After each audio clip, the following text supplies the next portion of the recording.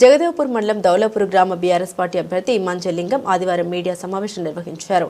అనంతరం మాట్లాడుతూ గ్రామ అభివృద్ధి యువతతోనే సాధ్యమని, కావున గ్రామంలో ఉన్న సమస్యల్ని డ్రైనేజీ, మంచినీరు, సీసీ రోడ్ల వంటి వాటిపైన ప్రత్యేక దృష్టి పెట్టి గ్రామ అభివృద్ధిలో బాటలు ఉంటుందని తెలిపారు. అలాగే ఫుట్బాల్ గుర్తుకు ఓటు వేసి భారీ మెజారిటీతో గెలిపించాలని ప్రజల్ని కోరారు. మంజలింగం అని నేను దౌలాపూర్లో సర్పంచ్గా పోటీ చేస్తున్నాను.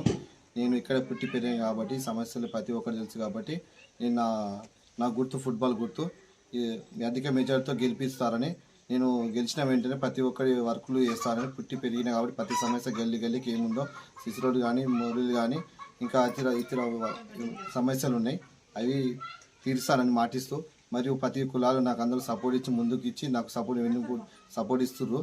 అలాగే శ్రీనివాస్ రెడ్డి, మధుసూదన్ రెడ్డి, మా కుల పెద్ద మనిషి అందరూ నాకు సపోర్ట్ ఇస్తారు. యువత కూడా సపోర్ట్ ఇస్తుంది. యువత తరపున నేను పోటీ చేస్తున్నాను. యువత గెలిస్తే మంచి చేస్తానని మీకు మాటిస్తూ మీ అందరినీ కోరుకుంటున్నాను.